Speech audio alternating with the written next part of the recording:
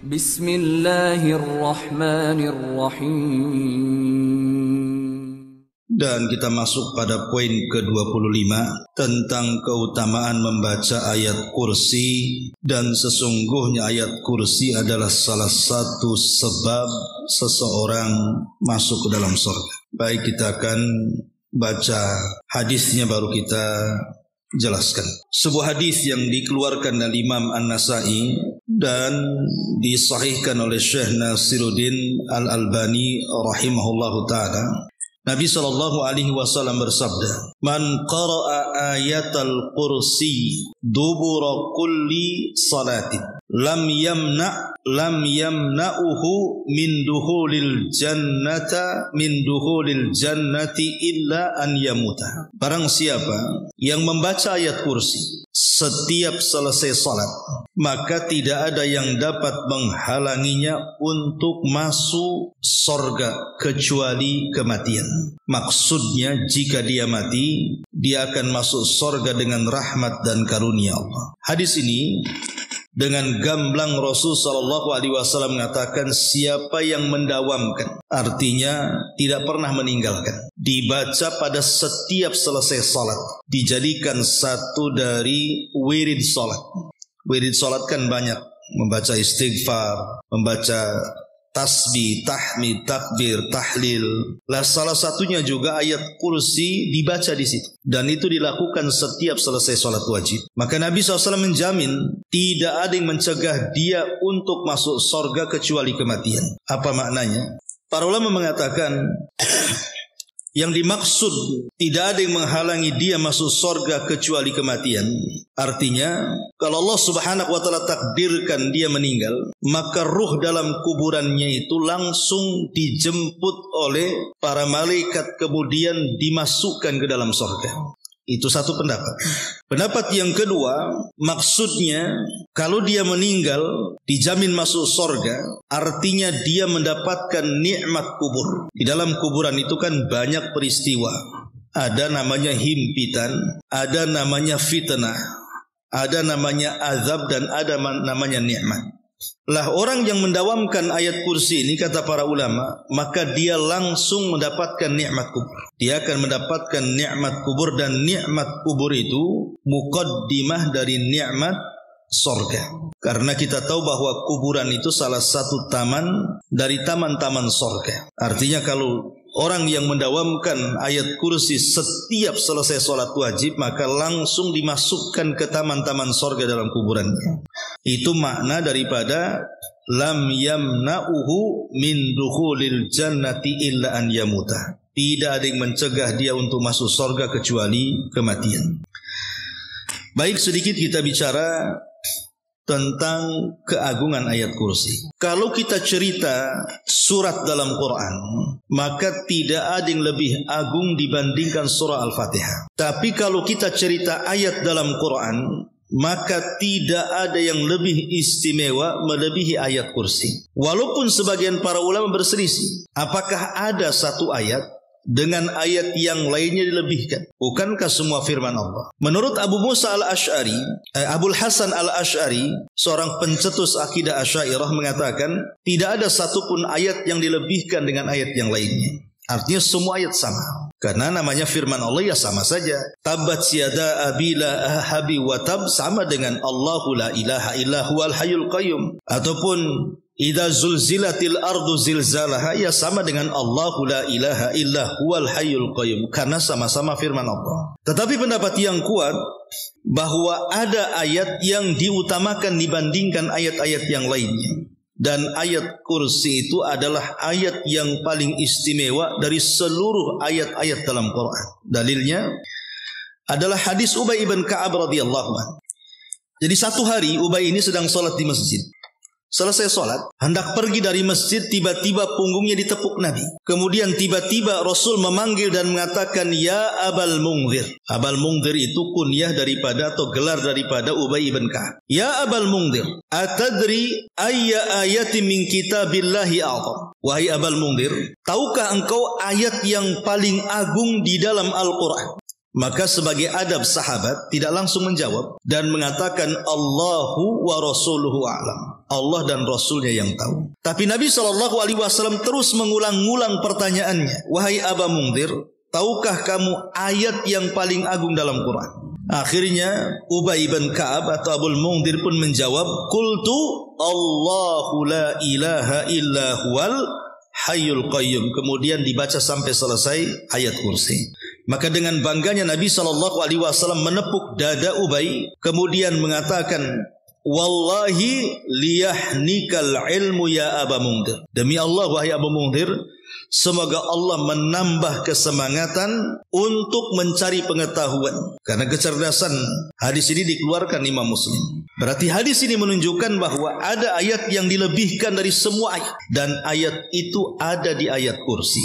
Jadi kalau ditanya ibu, ayat yang paling agung dalam Quran itu ayat apa? Ibu sebut Surah Al-Baqarah ayat 255 atau ayat kursi. Kalau ibu ditanya surat apa yang lebih agung dalam Quran, ya ibu katakan surah Al-Fatihah. Jadi kalau surah Al-Fatihah, kalau ayat kursi. Itulah yang paling agung di dalam Al-Quranul Karim. Tentu ada alasannya. Nanti kita akan sebutkan alasan kenapa ayat kursi ini ayat yang paling agung dalam Quran. Kita akan sebutkan beberapa keistimewaan ayat kursi dulu. Disebutkan dari Abu Hurairah radhiyallahu an. Jadi Abu Hurairah itu satu hari ditugaskan Rasul untuk menjaga pembendarahan zakat fitrah di bulan Ramadan. Jadi setelah zakat-zakat itu terkumpul, kemudian diletakkan di gudang. Lah sebagai penjaga zakat itu Abu Hurairah di malam hari. Entah kenapa malam itu datang pencuri mencuri beberapa makanan dari gudang zakat fitrah itu. Maka oleh Abu Hurairah dikejar. Kemudian kena tangkap. Kemudian tiba-tiba pencuri ini memberikan alasan, wahai Abu Hurairah, lepaskan aku karena keluargaku susah. Aku ini sedang susah makan, anak-anakku juga susah makan. Maka biarkan aku memberi makan mereka. Karena kasihan, dilepas. Tapi keesokan harinya dia ditanya oleh Rasulullah. Seolah-olah Rasul tahu kejadian semalam dan mengatakan, wahai Abu Hurairah, apa yang kau lakukan dengan pencuri semalam? Maka Abu Hurairah menceritakan kejadian di malam hari. Tapi Rasul memperingatkan, hati-hati nanti malam pencuri itu datang lagi. Akhirnya kemudian Abu Hurairah berjaga-jaga karena Rasul sudah ngomong begitu kan. Rupanya betul datang lagi dan mencuri lagi. Ditangkap lagi, alasannya sama lagi karena dia butuh makan dan keluarganya. Karena kasihan dilepas lagi. Keesokan harinya Rasul bertanya lagi, apa yang kau lakukan dengan pencuri semalam wahai Abu Hurairah? Maka Abu Hurairah menceritakan lagi kisah semalam. Kata Rasul, ingat malam ini dia datang lagi katanya. Karena Rasul sudah mengatakan seperti itu, maka Abu Hurairah berjaga-jaga lagi. Rupanya betul apa yang dikatakan Rasul, datang lagi, mencuri lagi. Tapi kata Abu Hurairah saat menangkap, aku tidak akan melepaskan dan engkau harus menghadap Nabi. Ini sudah ketiga kali. Tapi tiba-tiba pencuri ini mengatakan, wahai Abu Hurairah, lepaskan aku. Kalau engkau melepaskan aku sebagai imbalannya, aku akan mengajarkan satu ayat dalam Quran. Kalau engkau baca sebelum tidur, maka Allah akan menjagamu dan setan tidak mungkin mendekatimu. Maka dipikir-pikir Abu Hurairah, boleh juga, akhirnya dilepas. Keesokan harinya Nabi SAW bertanya lagi, apa yang kau lakukan dengan pencuri semalam wahai Abu Hurairah? Abu Hurairah bercerita di sini, sebenarnya wahai Rasul, semalam sudah kutangkap dan mau kuhadapkan kepadamu. Masalahnya dia mengajarkan satu ayat dalam Quran sehingga aku melepasnya. Kemudian Abu Hurairah menceritakan bahwa siapa yang membaca ayat ini, maka Allah akan menjaganya dan tidak akan disentuh setan sampai pagi. Maka Nabi SAW mengatakan, ya Abu Hurairah, kamu tahu nggak siapa pencuri yang 3 hari berturut-turut itu, 3 malam berturut-turut mendatangi? Abu Hurairah dengan polos mengatakan, Allah dan Rasulnya yang tahu. Maka Rasul mengatakan, ya Abu Hurairah, sesungguhnya dia adalah syaitan. Setan yang menjelma sebagai pencuri. Adapun dia mengajarkan kepadamu ayat kursi, kata Rasul, sadaqahu wa huwa kadzub. Sadaqaka wa huwa kadzub. Dia telah menghabarkan sesuatu yang benar kepadamu wahai Abu Hurairah, tapi dia itu pendusta. Jadi khusus masalah ayat kursi yang dihabarkan kepadamu dia benar, tapi selainnya dia pendusta, jangan dibenarkan. Dari sini kita tahu bahwa setan sendiri yang membocorkan rahasia tentang ayat yang ditakutinya. Jadi ayat kursi itu dibocorkan oleh setan. Kalau kamu ingin tidak diganggu aku, kata setan, seolah-olah dia mengatakan, baca ayat kursi gitu maksudnya. Jadi setan yang buat bocor halus itu sama Abu Hurairah. Dan Rasul membenarkannya. Artinya kita sudah tahu bahwa setan itu paling takut dengan ayat kursi. Makanya sebenarnya ngusir setan itu gampang. Ibu kalau takut di toko baca ayat kursi. Ibu kalau takut di rumah baca ayat kursi. Ibu kalau takut jalan di malam hari baca aja ayat kursi. Karena ayat ini ditakuti mereka. Ya. Ini enggak, lewat di jalan yang menakutkan tidak dibaca ayat kursi, malah bilang permisi katanya. Gimana setan takut? Kalau naik motor diklakson tit katanya. Apa maksudnya klakson ini? Terkejutlah setan itu. Ya. Jadi dari sini Bu, tahu bahwa ayat kursi itu bisa untuk menjaga kita dari gangguan setan. Ini satu riwayat. Kemudian riwayat yang kedua, riwayat dari Ubay ibn Ka'ab. Jadi satu hari Ubay itu menaruh makanan di bejana, di piring bahasa kitanya. Ya, dan itu makanan satu-satunya yang ia makan di situ. Tiba-tiba di malam hari terdengar ada suara langkah kaki. Jadi Ubay bin Ka'ab ini curiga, siapa? Jangan-jangan maling. Masuklah rupanya orang yang dicurigai Ubay bin Ka'ab ini. Ketika hendak mengambil makanan, maka Ubay ibn Ka'ab langsung menangkap tangannya. Langsung ketakutan Ubay. Kenapa? Karena tangannya berbulu semuanya. Maka dengan gemetar Ubay mengatakan, siapakah? Tiba-tiba orang ini, saya adalah setan katanya. Coba ibu kalau kayak gitu tuh apa nggak merinding gitu ya. Akhirnya kemudian tiba-tiba mengatakan, kenapa kau mencuri makananku katanya. Kemudian dia menceritakan bahwa dia perlu makan. Saya dengar engkau ini orang baik, suka ngasih makanan, makanya aku datang kemari untuk mengambil makananmu katanya. Kemudian dia mengatakan kepada Ubay, wahai Ubay, ya, maukah ku ajarkan kepadamu satu ayat dalam Quran yang kalau kau baca di pagi hari, maka engkau akan dapat pahala dan engkau akan dijaga dari gangguan setan sampai sore hari. Kalau engkau membaca di sore hari, engkau akan diberikan pahala dan engkau akan dijaga dari setan sampai pagi hari. Kemudian Ubay melepasnya. Ini pun keutamaan membaca ayat kursi di pagi dan petang hari. Jadikan dia zikir pagi petang, ya, untuk supaya dalam satu hari satu malam itu kita terjaga tidak diganggu setan. Nah, ini juga salah satu keutamaan ayat kursi. Ma'asyiral muslimin, muslimat yang dimuliakan Allah Subhanahu wa taala. Kenapa begitu istimewanya ayat kursi ini? Karena dalam ayat kursi ini, Bu, Allah Subhanahu wa taala menyebutkan satu nama yang sangat dikuatkan para ulama yang disebut dengan Ismul A'zam, nama Allah yang sangat agung. Di dalam nama Allah itu kan yang kita kenal ya, ada 99 nama, itu yang kita kenal. Bukan berarti nama Allah terbatas hanya 99, banyak, tapi kita tidak kenal. Cuman yang dikenalkan kepada kita lewat Quran dan Sunnah itu kalau kita gabung semua jumlahnya ada 99 nama. Dan Allah Subhanahu wa taala berfirman, walillahil asmaul husna fad'uhu biha. Allah itu memiliki nama-nama yang indah, maka berdoalah dengan nama-nama itu. Lah, dalam nama-nama Allah itu ada nama yang kalau kita gunakan dalam doa, maka doa kita tidak mungkin ditolak, pasti mustajab. Lah, nama Allah itu disebut Ismul A'zam namanya. Nama Allah yang sangat agung. Dan itu ada di ayat kursi. Apa nama Allah yang sangat agung?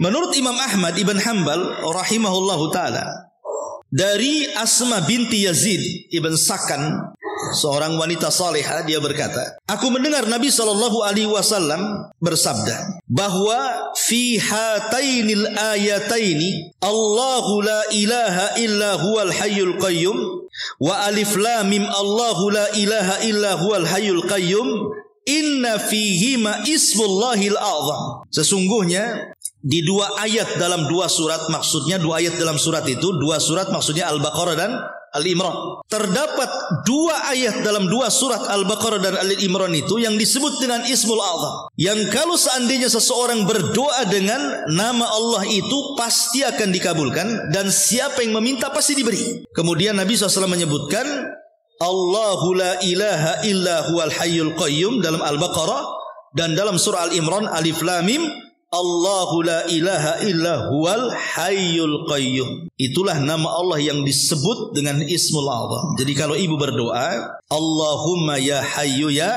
qayyum, begitu. Ya Allah, wahai zat yang maha hidup, wahai zat yang maha manusia bergantung kepadamu. Baru ibu meminta. Ya, jadi dalam doa itu ibu panggil dulu Allah dengan kata-kata Allahumma ya hayyu ya qayyum. Allahumma ya hayyu ya qayyum, baru ibu minta.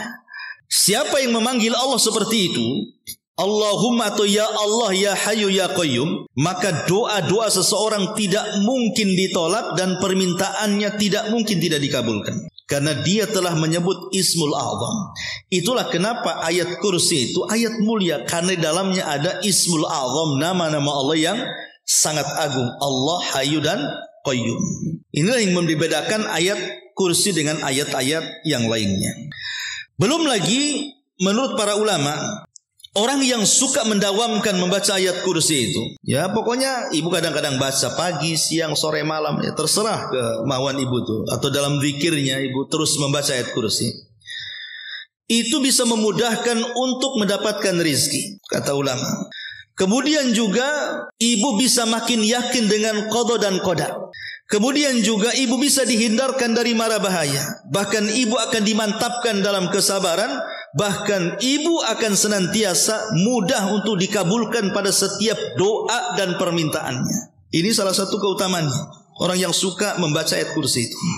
Jadi ini bukan ayat biasa. Jadi ayat kursi ini kalau kita buka poin, mungkin yang paling agungnya adalah 5 poin saja. Sebenarnya banyak, saya akan sebutkan 5 poin. Kenapa ayat ini berbeda dengan ayat-ayat yang lainnya? Pertama, berdasarkan nas hadis, di mana Rasul mengatakan kepada Ubay, tahukah kamu ayat yang paling agung? Menunjukkan bahwa ayat kursi itu ayat yang paling agung berdasarkan nas hadis.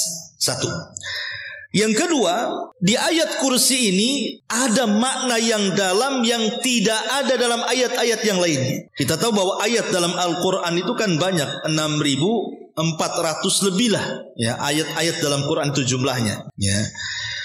Tetapi ayat kursi ini berbeda.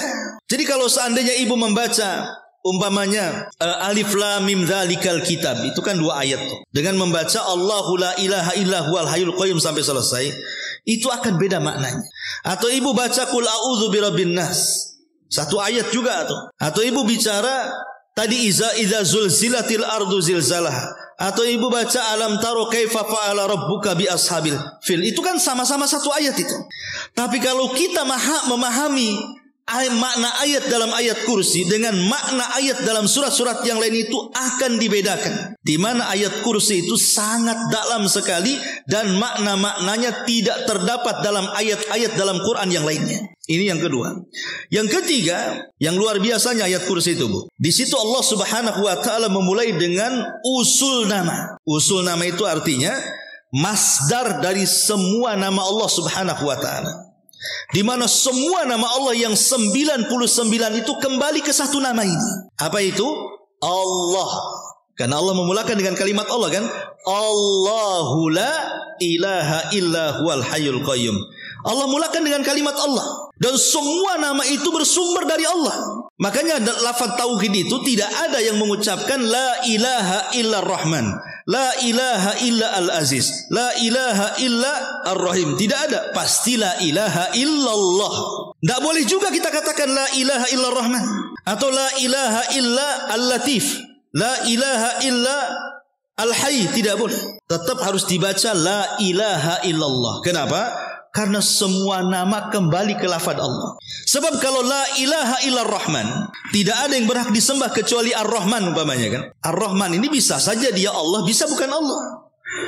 Karena di zaman Nabi SAW ada nabi palsu namanya Musailamah al-Kadzab. Itu dijuluki dengan Rahmanul Yamamah.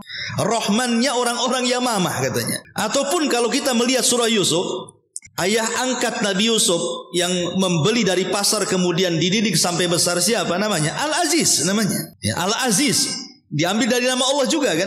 Kalau kita katakan la ilaha illa Al-Aziz namanya, bisa saja Al-Aziz itu bukan Allah, tapi ayah angkatnya Nabi Yusuf kan itu.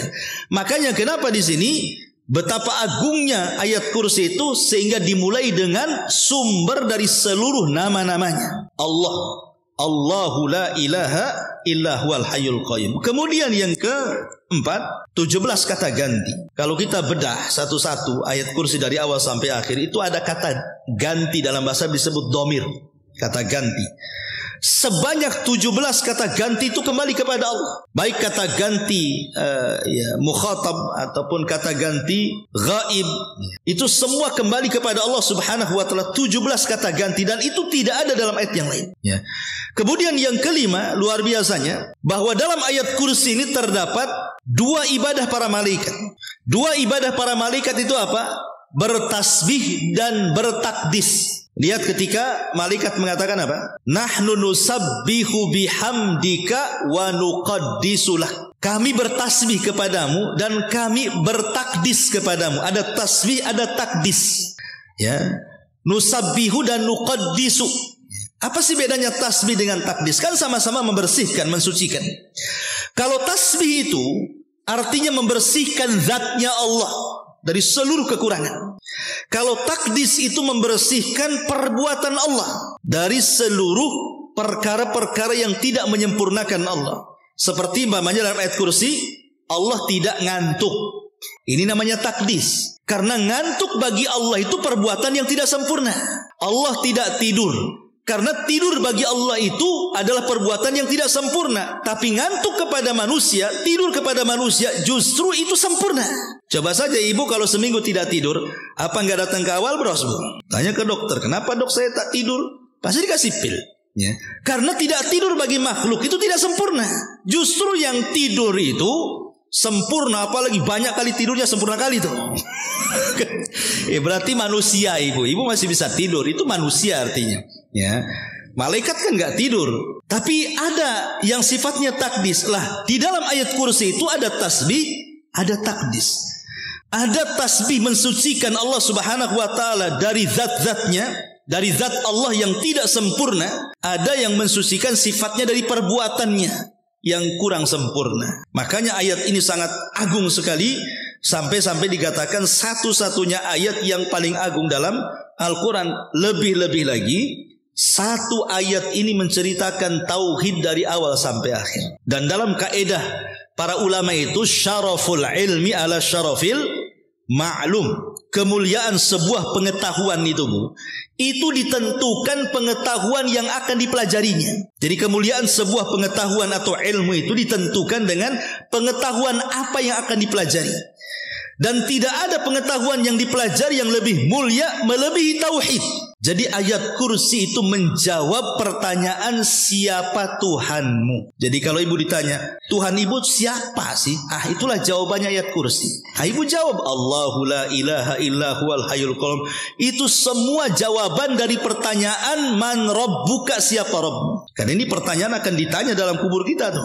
Siapa Rabbmu? Maka jawabannya ada dalam ayat kursi. Nanti kita akan jelaskan secara singkat tafsirnya supaya kita tahu siapa Tuhan kita. Ma'asyiral muslimin wal muslimat, muslimat yang dimuliakan Allah Subhanahu wa taala. Intinya bahwa ayat kursi ini banyak sekali keutamaan yang luar biasa. Baik, kita akan tafsirkan sedikit saja biar punya pengetahuan isi daripada ayat kursi. Pertama di sini Allah Subhanahu wa taala mengatakan Allahu la ilaha illa huwal hayyul qayyum. Allah dialah yang tidak ada sesembahan kecuali Dia. Dialah zat yang maha hidup dan dialah zat yang maha berdiri sendiri. Dari sini saja kita sudah tahu keagungan Allah Subhanahu wa taala. Pertama, Allah Subhanahu wa taala mensifati dirinya bahwa tidak ada yang berhak disembah kecuali Dia. Allah itu diambil dari kata ilah, artinya makhluk yang disembah. Ketika dikasih alif lam menjadi Allah, kalau dibuang alif lam menjadi ilah. Dan kalau kita cerita nama Allah Subhanahu wa taala, nama Allah itu ada 3. Ada yang disebut dengan Ismullah Al-Jalalah. Ada yang disebut dengan Ismullah Al-Jamalah. Ada yang disebut dengan Ismullah Al-Kamalah. Jadi nama Allah ada 3. Pertama disebut nama Allah Al-Jalalah, yang menunjukkan kebesaran, keagungan. Itu disebut Jalalah. Kemudian yang kedua, nama Allah itu disebut Jamalah, keindahan. Ada nama Allah itu menunjukkan keindahannya. Kemudian yang ketiga Al-Kamalah, ada nama Allah itu yang menunjukkan kesempurnaan, bahwa Allah itu sangat sempurna di mana semua hamba berhajat kepada Allah. Adapun Ismullah Al-Jalalah seperti Allah. Allah itu disebut Al-Jalalah. Jalal itu menunjukkan keagungan, kebesaran, bahwa Allah itu zat yang wajib kita sembah. Tidak ada selain Allah disembah. Atau contohnya al-khalq, al-khaliq, Allah itu pencipta, berarti hanya Allah sebagai pencipta. Atau al-mutakabbir, Allah itu yang sombong, tidak ada yang boleh sombong kecuali Allah. Itu disebut jalalah namanya. Jadi keagungan Allah yang tidak boleh ditiru oleh makhluknya. Ya, jadi kalau nama Allah yang sifatnya jalalah, keagungan, kebesaran, kita tidak boleh meniru, tetapi kita boleh meniru kebalikannya. Allah sombong, berarti kita rendah hati. Allah itu pencipta, berarti kita hambanya. Jangan pula Allah sombong, kita sombong. Nah, itu kurang ajar namanya ya. Jadi karena meniru nama Allah yang sifatnya jalalah, keagungan, itu harus meniru dengan kebalikannya. Ini yang pertama. Yang kedua, ada namanya Ismullah Al-Jamalah, menunjukkan keindahan. Lah kalau nama Allah menunjukkan keindahan, kita harus menirunya. Contoh, Allah itu Ghafur, Maha Pengampun, ya kita mudah memaafkan orang. Allah itu Maha Lembut, ya kita harus lembut, jangan pula kasar. Nah, itu harus ditiru tuh. Ya. Kemudian yang ketiga, ada nama Allah itu Kamalah, menunjukkan kesempurnaan. Seperti Somad, Allahus Somad. Ya, Somad itu artinya semua manusia bergantung. Semua makhluk, bukan manusia saja, semua manusia bergantung kepada Allah. Karena Allah itu zat yang maha sempurna, tidak ada cacat bagi Allah. Lah Allah itu adalah nama Allah Al-Jalalah. Maknanya Allah itu zat yang disembah, ya, dan tidak ada selain Allah yang disembah. Kemudian Allah mensifati dirinya Al-Hayyu. Hayyu itu zat yang maha hidup. Satu kisah dalam sejarah. Ketika Nabi SAW meninggal dunia, Abu Bakar Siddiq radhiyallahu anhu ketika itu meyakinkan para sahabat bahwa Rasul sudah meninggal. Karena ketika itu para sahabat gak yakin masa Nabi meninggal. Bahkan Umar itu sampai mengambil pedang ke rumahnya, kemudian mengangkat pedang dan mengancam manusia. Siapa yang mengatakan Muhammad sudah mati, ku penggal lehernya. Saking gak yakinnya Rasul sudah meninggal. Bahkan Ali tidak sanggup berdiri, Utsman kayak orang gila. Pokoknya gak yakin kalau Rasul meninggal kala itu. Lah Abu Bakar berdiri, kemudian mengingatkan manusia dan mengatakan ayyuhan nas, ya, wahai manusia, man kana minkum ya'budu Muhammadan fa inna Muhammadan qad mat wa man kana ya'budullaha fa innallaha hayyun la yamut. Hei manusia, siapa di antara kalian yang menyembah Muhammad, Muhammad sudah mati. Tapi siapa yang menyembah Allah, Allah zat yang maha hidup dan tidak akan pernah mati. Dari sini kita tahu bahwa Allah itu memiliki nama Al-Hayy, zat yang maha hidup. Konsekuensinya apa, Bu? Kalau kita meyakini Allah zat yang maha hidup, berarti semua hajat-hajat kita akan didengar. Semua hajat-hajat kita akan diberi. Semua hajat-hajat kita pasti dipenuhi. Kenapa? Karena zat yang hidup itu pasti mendengar. Zat yang hidup itu pasti memberi. Zat yang maha hidup itu pasti melihat. Tapi sebaliknya, zat yang mati jangan lagi mendengar, jangan lagi melihat, mengijabah saja tidak bisa. Makanya dengan meyakini Allah maha hidup, berarti jangan pernah ada keraguan ketika kita berdoa. Pasti Allah mendengar, pasti Allah melihat, pasti Allah mengijabah. Makanya ayat kursi menunjukkan orang yang suka membacanya akan mudah diijabah oleh Allah Subhanahu wa ta'ala. Ini yang pertama. Kemudian nama Allah yang kedua Al-Qayyum. Allah itu zat yang maha berdiri sendiri, artinya tidak berhajat dengan kita. Satu dunia manusia maksiat, Bu, tidak mengurangi kekuasaan Allah. Satu dunia manusia beriman tidak menambah kekuasaan Allah, karena Allah tidak berhajat dengan kita. Allah punya tentara para malaikat yang tidak pernah bermaksiat. Ya, ngapain pula berhajat dengan kita? Ini satu makna Al-Qayyum. Makna Qayyum yang kedua, artinya Allah itu zat yang maha mampu untuk memberikan semua hajat dan kepentingan manusia. Sekiranya, Bu, logika, satu dunia ini manusia berkumpul di tanah lapang. Jangan manusia, sak jin-jinnya kumpullah di situ. Kemudian masing-masing orang dan jin itu meminta sesuatu. Kan satu manusia dengan manusia yang lain pasti permintaannya berbeda kan? Yang satu minta sembuh, yang satu minta kaya, yang satu minta jodoh, yang satu minta macam-macam usahanya dimudahkan. Kan macam-macam permintaan orang itu. Lah kalau satu dunia manusia berkumpul dan minta di waktu yang sama kepada Allah Subhanahu wa ta'ala, maka Allah sanggup memberi, dan itu ibarat satu tetes dari ujung jarum yang dicelupkan di lautan, kata Nabi.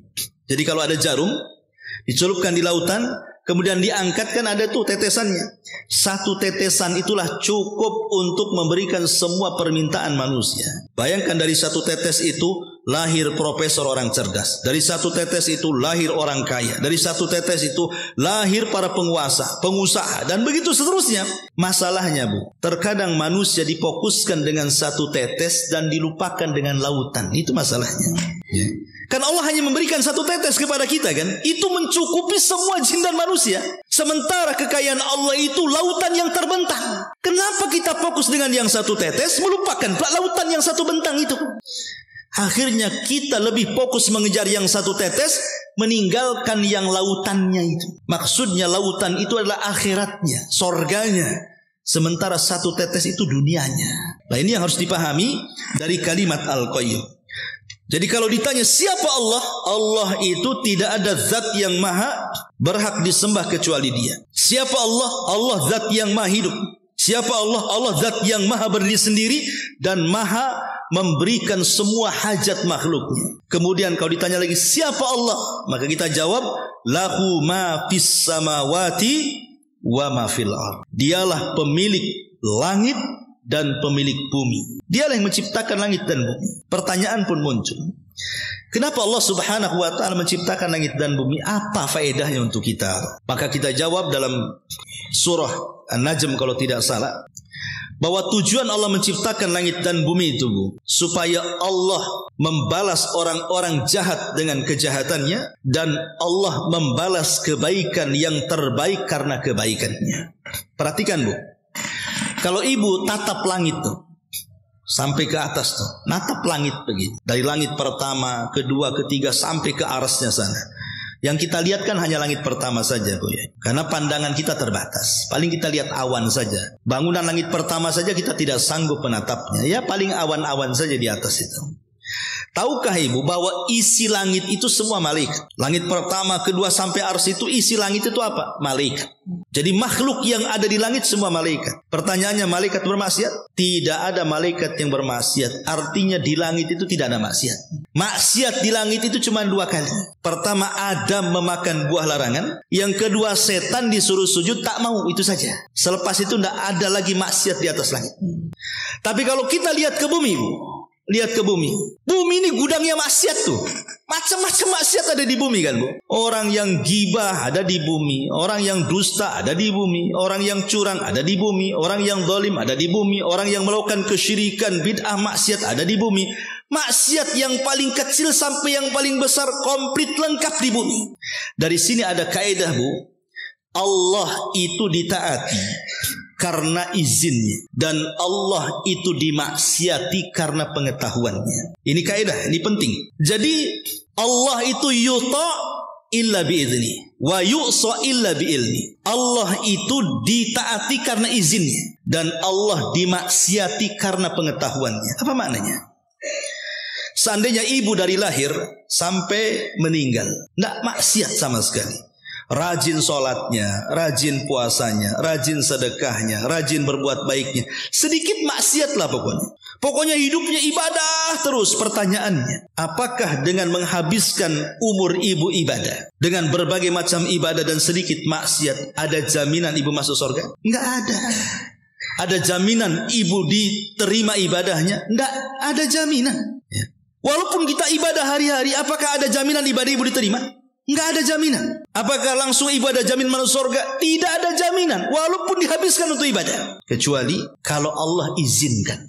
Kalau Allah izinkan diterima, baru diterima. Kalau Allah izinkan kita masuk surga, baru masuk surga. Tapi kalau Allah tidak izinkan amalan kita diterima, Allah tidak izinkan kita masuk surga, selamanya kita tidak akan masuk surga. Karena Allah itu ditaati karena izinnya. Ini kaidah. Ya, makanya kenapa Imam Qatadah atau Imam Zuhri atau imam-imam yang lainnya mengatakan, kalau aku tahu satu amalanku diterima, maka cukup untuk modal aku masuk surga. Karena Allah mengatakan, innama yataqabbalullahu minal muttaqin. Allah itu hanya menerima amal dari orang-orang yang bertakwa. Artinya kalau aku tahu satu amalanku diterima, berarti aku tahu aku bertakwa. Cuman masalahnya karena aku nggak tahu amalanku diterima, apakah aku bertakwa atau tidak, kan tidak tahu, itu masalahnya. Lah dari sini mintalah kepada Allah izinnya supaya amalan kita diterima. Karena kita tidak ada pengetahuan soal diterima dan tidaknya amalan kita. Hanya berharap amalan kita diterima. Beda dengan maksiat. Jadi kalau ibu-ibu bermaksiat kepada Allah, ibu berdusta, berbohong, bergibah, menzalimi dan begitu seterusnya, itu tidak dilakukan kecuali karena pengetahuan, bukan karena izin. Maksiat itu tidak perlu belajar. Masuk neraka itu tidak perlu izin. Jadi kalau seandainya seseorang itu bermaksiat, tidak perlu izin sama Allah, pasti masuk neraka. Tidak perlu habis bermaksiat, ya Allah izin apakah saya masuk neraka atau tidak. Tidak ada ceritanya, langsung masuk neraka. Karena orang maksiat itu tahu dirinya sedang bermaksiat karena pengetahuannya, bukan karena izin Allah. Dia tahu sedang bermaksiat. Pamannya orang mencuri, dia tahu sih dia sedang mencuri. Dia tahu dia sedang berzina. Tidak perlu dikasih izin masuk neraka. Masuk neraka itu maksudnya. Lah dari sini ada kaidah tadi bahwa Allah ditaati karena izinnya dan Allah dimaksiati karena pengetahuannya. Inilah makna dari lahu ma fis samawati wa ma fil ardh. Kemudian di sini kalau ditanya lagi siapa Tuhan kita, siapa Rabb kita, jawab man dalladzi yashfa'u indahu illa bi'idznih. Bahwa tidak ada yang memberikan syafaat di sisinya kecuali karena izin Allah Subhanahu wa taala. Syafaat itu ada dua, Bu. Ada syafaat di dunia, ada syafaat di akhirat. Ya. Dalam ibadah kita kenal namanya ada asy-syaf'u wal watru. Ada asy-syaf'u wal adlu. Ada syafaat artinya sesuatu yang sunnah, ya. Ada disebut al-adlu, itu di sesuatu yang wajib. Makanya ada hadis yang banyak sekali mengatakan ada orang itu kalau melakukan ini tidak akan diterima syafaat dan adilnya. Apa sih syafaat, apa itu adil? Ulama mengatakan syafaat itu istilah bagi yang sunnah, al-adlu itu istilah bagi yang wajib. Dan dua-duanya harus ada. Kenapa sunnah-sunnah itu disebut syafaat? Ya. Karena sunnah-sunnah itulah yang terkadang menentukan yang wajib diterima amalannya. Makanya kenapa dalam solat ada solat wajib, ada solat sunnah. Ada haji, ada umroh. Ada puasa wajib Ramadan, ada puasa sunnah. Ada zakat yang wajib, ada sedekah sunnah. Kan itu. Kenapa dalam wajib itu mesti ada sunnahnya? Lah sunnah itu diistilahkan syafaatmu, bahwa kalau amalan wajib kita ingin diterima, maka lakukan yang sunnah, gitu maksudnya. Kalau solat wajib kita ingin diterima, banyak-banyak melakukan solat sunnah. Kalau puasa wajib kita ingin diterima, banyak-banyak puasa sunnah. Kalau zakat kita ingin diterima, banyak-banyak sedekah sunnah. Kalau haji kita ingin diterima, banyak-banyak umrah sunnah, gitu maksudnya. Karena solat sunnah itu syafaat sebagai diterima dan tidaknya amalan wajib untuk Allah. Ini di dunia. Adapun di akhirat ya tentu syafaat itu tidak diberikan kecuali kepada orang yang memang diberikan izin Allah. Dan tidak ada yang diberikan izin untuk memberikan syafaat kecuali para nabi. Salah satunya Nabi SAW. Dan kita tidak akan diberikan syafaat kecuali karena redhonya. Kalau Allah tidak redho, kita akan dapat syafaat. Tapi kalau Allah redho, kita pasti akan berikan syafaat. Berarti ada izin, ada redho. Izin kepada yang memberikan syafaat, redho kepada orang yang akan diberikan syafaat. Dan Allah tidak redho kepada orang-orang yang melakukan kesyirikan. Makanya Abu Hurairah mengatakan, as'adun nas bi syafaati yaumal qiyamati man qala la ilaha illallah. Kata Rasul dari hadis Abu Hurairah, orang yang paling bahagia pada hari kiamat dengan syafaatku adalah orang yang mengucapkan kalimat la ilaha illallah. Jadi kalau ingin mendapatkan syafaat, perbanyak ibadah di dunia. Lakukan perintah, jauhi larangan, nikmati yang dihalalkan, jauhi yang diharamkan. Itulah kalau ingin dapat syafaat. Karena ada orang yang sekarang itu aneh, ya. Kalau Nabi masih hidup, bolehlah kita datang kepada Nabi. Rasul berikan syafaat saya di akhirat. Boleh, seperti Anas meminta kepada Rasul dan Rasul masih hidup. Tapi kalau Rasul sudah mati, kita tidak boleh datang ke kuburannya, meminta-minta kepada kuburan Nabi, ya. Karena itu tidak ada gunanya. Kalau kita ingin selamat di akhirat, perbanyak amal soleh, ya. Saya tuh lihat di YouTube, ya, ada satu ajaran di Malaysia, ya. Dia ngomong di murid-muridnya, kalau kalian menjadi pengikutku, tenang. Kalau kalian masuk neraka, gampang. Nanti ku lempar serbanku, tinggal tangkap saja. Nanti ku tarik, ku masukkan ke sorga. Enak gak tuh ajaran kayak gitu? Nabi saja loh ingin menolong umatnya, tidak semudah itu. Nabi datang kepada Allah kemudian sujud lama sekali di bawah arsy-Nya sampai Allah mengatakan, ya Muhammad irfa ra'saka sal tu'ta qul tusma isfa tushaffa. Angkat kepalamu, ngomong kau didengar, mintalah kau akan diberi, mintalah syafaat kau akan diberikan syafaat. Jadi Rasul itu sampai sujud lama takut gak dapat syafaat. Ini kiai satu dari Malaysia ini mudah kali dia, ikut aku katanya. Kalau kalian masuk neraka gampang, ku lempar serbanku, nanti akan manjang tuh serbanku itu. Tangkap aja ujungnya, ku tarik kayak orang mancing bu jadi. Jadi mancing orang penuh neraka dilempar ke surga. Kan enak kali itu ajaran kayak gitu. Itu kibul semuanya. Mana ada ajaran kayak gitu. Ya. Jadi ini juga salah satu yang harus dipahami bahwa syafaat itu tidak berlaku kecuali izin Allah dan redha dari Allah Subhanahu wa taala. Kemudian makanya Allah mengatakan dalam surah An-Najm, wa kam min malakin fis samawati la tughni syafa'atuhum syai'a illa min ba'di an ya'dzana Allahu liman yasha' wa yarda. Berapa banyak malaikat di langit tidak sanggup berikan syafaat kecuali dengan izin dan redha Allah Subhanahu wa taala. Malaikat saja enggak bisa melakukannya. Ini kiai satu di Malaysia kok bisa gitu. Kan lebih hebat dari malaikat namanya, Bu, ya. Kemudian juga setelah itu Allah mengatakan ya'lamu ma baina aydihim wa ma khalfahum. Kalau ditanya siapa Allah, dialah zat yang maha mengetahui ma bi aydihim, apa yang ada di hadapannya, wa ma khalfahum, dan apa yang ada di belakangnya. Maksudnya yang di depannya itu maksudnya dunia, yang di belakangnya maksudnya akhirat.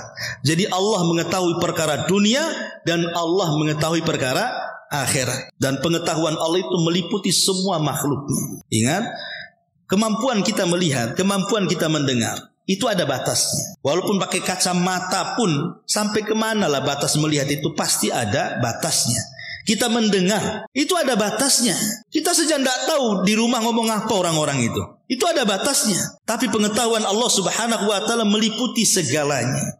Bahkan sekalipun gelap gulita, dedaunan yang jatuh berapa jumlahnya, pohon apa saja yang jatuh daunnya, di mana letaknya, semua Allah tahu. Tapi kita ini tidak tahu. Bahkan satu jengkal di bawah kaki kita tidak tahu ada cacingnya atau tidak. Karena kita tidak memiliki pengetahuan sehebat itu. Makanya ketika Musa dan Khidir satu perahu, tiba-tiba ada burung dari langit nukik sampai ke lautan. Kemudian meneguk satu tegukan, kemudian terbang lagi. Kata Khidir kepada Musa, wahai Musa, ilmuku dan ilmumu kalau kita gabung katanya, maka itu seperti tegukan air itu katanya, yang diteguk oleh burung. Lautan Allah inilah pengetahuannya katanya. Saking besarnya pengetahuan Allah yang meliputi segalanya. Makanya Allah Subhanahu wa taala mengatakan wala yuhituna bisyai'in min ilmihi illa bima syaa, dan tidak ada yang meliputi dengan sesuatu dari pengetahuannya kecuali dengan kehendaknya. Kemudian Allah mengatakan wasi'a kursiyuhu as-samawati wal ard, maka kursinya Allah meliputi langit dan bumi. Inilah kenapa disebut ayat ini ayat kursi, karena ada kalimat kursi di sini. Apa sih kursi itu, Bu? Kenapa ayat ini disebut kursi? Saya kira kan ibu banyak juga kursi di rumah kan? Ada kursi di depan, ada kursi ruang tamu, ada kursi di belakang tempat makan. Apakah itu yang dimaksud kursi? Bukan. Ada sebagian para ulama mengatakan maksud kursi di sini artinya pengetahuan. Jadi ayat ini bicara soal pengetahuan Allah yang tidak terbatas. Satu. Yang kedua, ada yang mengatakan kursi itu adalah makhluk Allah yang sangat besar, bahkan paling besar. Bahkan tidak ada yang lebih besar daripada kursi.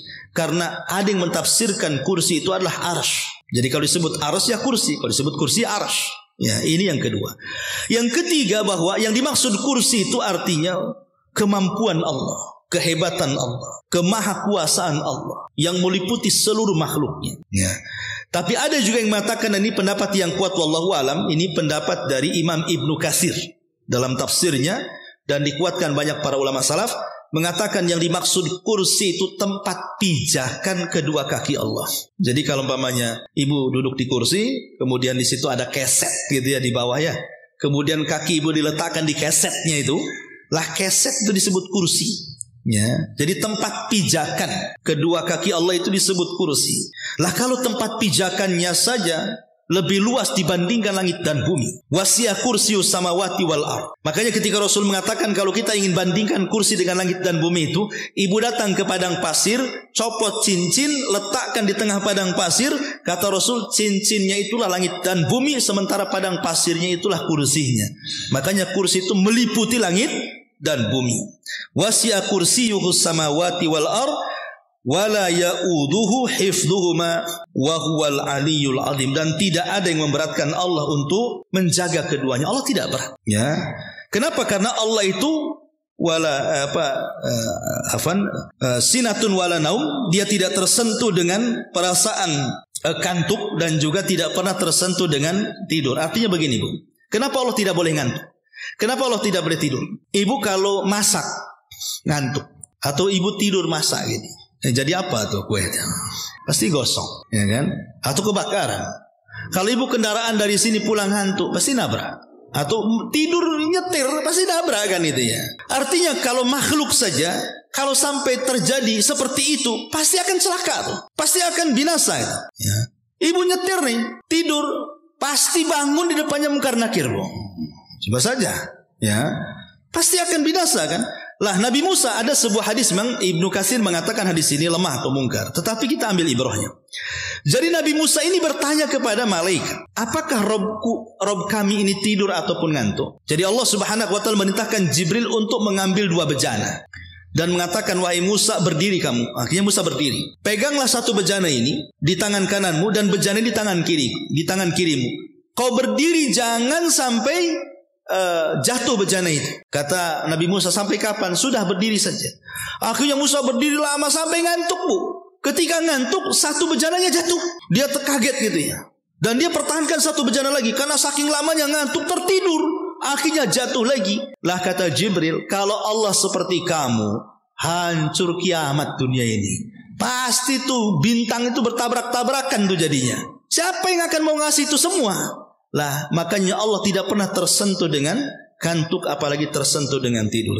Nah ini makna secara global saja ya, karena kalau dibentangkan tafsirnya memang agak panjang.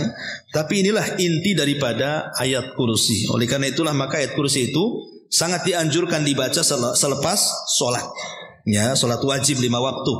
Kemudian yang kedua, dianjurkan digunakan zikir pagi petang. Kemudian yang ketiga, digunakan sebelum tidur. Ya, ibu baca sebelum tidur. Kemudian yang keempat, ibu bisa membaca untuk meruqyah. Kemudian yang keempat, ibu bisa membaca di tempat-tempat yang menakutkan. Inilah 5 perkara boleh kita membaca ayat kursi.